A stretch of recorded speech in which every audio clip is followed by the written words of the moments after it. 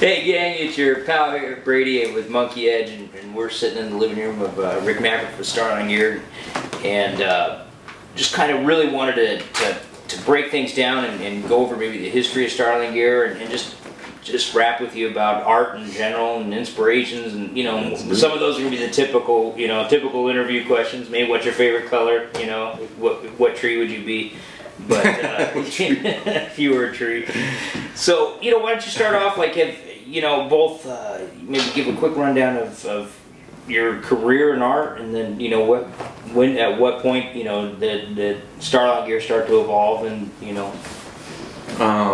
Well, I started professionally. I started pretty early. I started with a company called Bad Boy Club. No Fear. Bad Boy Club, yeah. It was before No Fear. It's the same owners, but I was sponsored by them for bike riding, and so they told me to. You better have a minute for this story, because it's. Hey, I'll try to keep the abbreviated version. Yeah, no, absolutely. I think I was 17, and when I was sponsored by them, I think I got sponsored by them when I was 14 or something. So we went down there to visit Life's Beach, and I went, of course, straight to the art department. Yeah. And it was just like this crazy cocaine freak. I didn't know he was a coke freak at the time, you're so young. Yeah, you're 17 years old. You don't. And I think when I met him, I was 16, but he was just, I said, hey man, I'd love to draw for you guys one day, and he's like, oh dude, as soon as you graduate, man, you got a job, no problem. And he was just coke talking, Yeah. But I thought he was serious, so I didn't know any better. So I was like, really? He's like, yeah. So I raced back. I graduated early. I actually got kicked out of my regular high school, went to continuation school, cheated my ass off, got out of there as quick as possible, and showed up 2 days after I graduated. I was down. Pencils in hand, ready to... No, it was even funnier is I had those plastic attachés that look like leather? Yeah. My buddy's brother went to ITT Technical Institute, and that's what they gave him.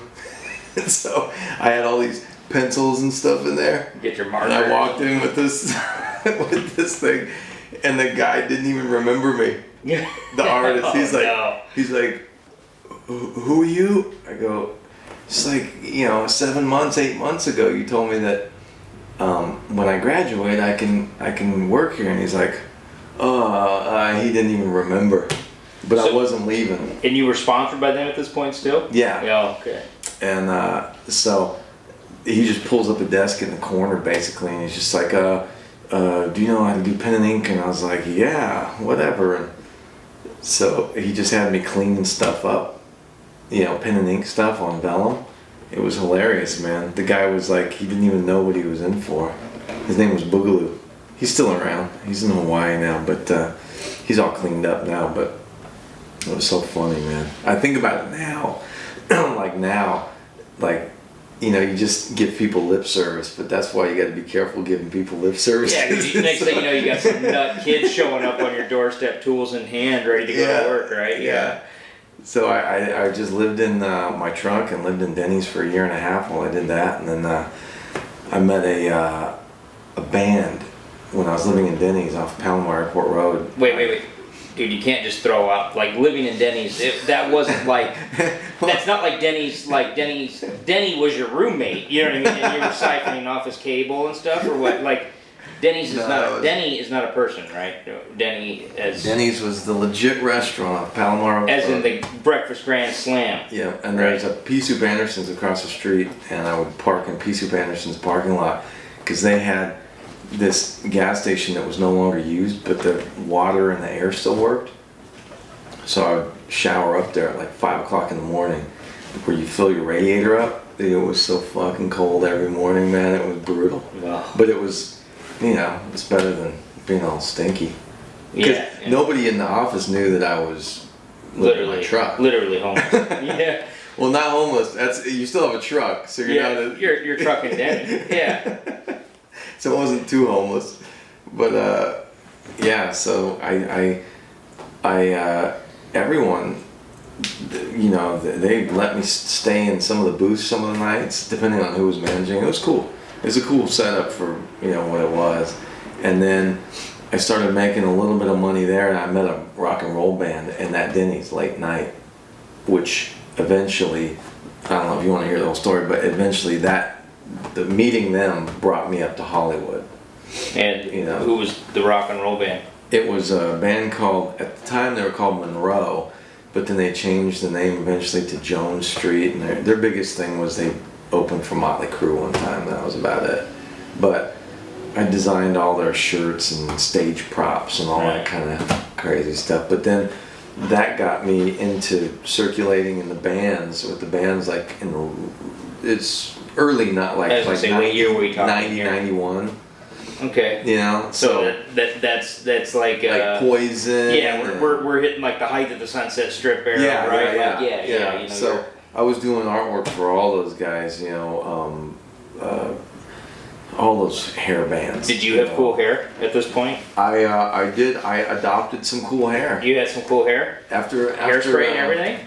No, hell no. That's what I meant. No, Then your it hair wasn't wasn't all that that cool. cool if you didn't have hairspray. That's Well, it was what I'm saying. down almost to my ass, so that was about as Alright, cool as it okay. got. But I always had it tied back. But yeah, I mean, you couldn't back then. Like around that crowd, you couldn't get a chick to look at you if you didn't have longer hair. Like Yeah. they wouldn't. You didn't even exist. Then once your hair hit a certain length, it was like, hey. So I was out of action for a few years. While you were, while the mane was growing. But yeah, so eventually, I honed my chops in the rock and roll world there. You know, I started working for merchandising companies and doing, you know, Bon Jovi and all the, you know, just all the, you know, ZZ Top and all the, you know, just bands. You know, Right. Billy Ray Cyrus. sweet. Talk about sweet hair. Yeah. Yeah. Sweet mullet. And So now you're at this point. It's mostly just illustrative type of work, right? I mean, Yeah. You know, and yeah, a lot of leather jackets. That's how I started. Was people would see my leather jackets and then go, "Dude, I want you to do my logo." You know. Okay. And Like I so did. you were airbrushing that, or Yeah, airbrushing and hand painting. You know, Okay. doing the whole deal. Yeah, that was at the height of the airbrush craze too. yeah. You know. So yeah, and then I just piped in. Yeah, there was no computers at that time. Yeah, You know, not So really. everything's. I mean, digital illustration was. Not, Yeah, there was didn't no, even there was exist. no, yeah, Photoshop didn't exist. And then I went to, there was an artist named John Taylor Dismukes. He's a really good artist. He was also a cokehead, and he introduced me to computers. Like I went over to his office, and he just had this crazy computer set up, and he had the first Photoshop, you know, and he was just all coked up and just, you know, like airbrushing on the computer, you know. Yeah. I was like, wow. It was such a trip, and then I immediately, like within, I don't know, a month, I bought my first computer. It was just, you know, now for today's standards, it's like the Oh, yeah, fucking absolutely. dinosaur. But that's how I started. I immediately knew I was smart enough to know that shit's going to computer, you know. Right. So I learned that early. Then that launched my money making abilities to the next level. You know, like within, I think about 3 months, I had my first computer art gig, and it was paying well. Like, I mean, I was still living with 11 guys in a 1-bedroom house. Yeah, but you left Denny. So, oh yeah, At this that was point, okay, this was yeah, after Dennys. Yeah, this is after I moved up here. Okay. Sorry. I moved up here. The way I ended up here was a whole crazy story too. But anyway, I ended up in LA, and I was drawing for all the bands. I met this guy and started using the computer, so I was painting and doing the computer art. And at the time, I remember the first legit like rock and roll. It wasn't really rock and roll. It was jazz actually. There was a jazz band called the Yellow Jackets, and I painted this bee for them, and it paid me $1,500, All at one time. and I was like, oh my god! 'Cause- you had arrived. oh, it was unbelievable because my rent and bills were $72 a month. So It's like a year's worth of your Oh, it your was monthly like- nut, right? I took all With the money guys left. out for a drink. I went and bought stuff. You know, I was like, you know, I felt rich. But yeah, so that was kind of a cool gig, and then from there, just, you know, I was able to. I figured that every medium that I learned, whether it was hand painting, airbrush, computer, later on sculpting, mold making, everything that I could learn was gonna just give me that much more earning potential. You know, so I wouldn't have to starve. So you were literally your only job what has been with the Bad Boy Club, and you were basically That wasn't freelancing even that was freelancing since then. Huh? Yeah, I mean, technically, right? I was freelance for them. I was in house, but they never gave me like a. No, they never gave me an official spot. Yeah, you're not getting your W-2. No. Yeah, I was just that kid that just kind of bullied his way in there. Yeah.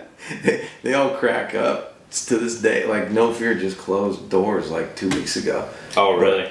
Yeah. The end of an era, huh? Yeah. To this day, like I still talk to the original people there, and they just used to crack up. They're like, man, no one even knew you were homeless. And then they had these hot girls working there. Yeah, I was only 17, so I didn't, but they were like all concerned. You're living in your truck? See, if I was smarter back then, I would have milked it. Yeah, no, I got my roommate Denny. Yeah, totally. So, like, I think a lot of artists have that mentality. Like, they see something new coming out, or they get like almost like tunnel vision. Like, this is what I do. But you were almost taking kind of like a journeyman carpenter's look at it. Like, hey, man, if I learned to frame, I could make X amount. If I learned to finish, literally taking like, hey, I'm gonna put these tools in my toolbox because. It increases my ability to earn, and to eat. Yeah, I didn't want to be the fucking starving artist, that's what I was always told by everyone, including my parents. You're just gonna starve, you're gonna starve.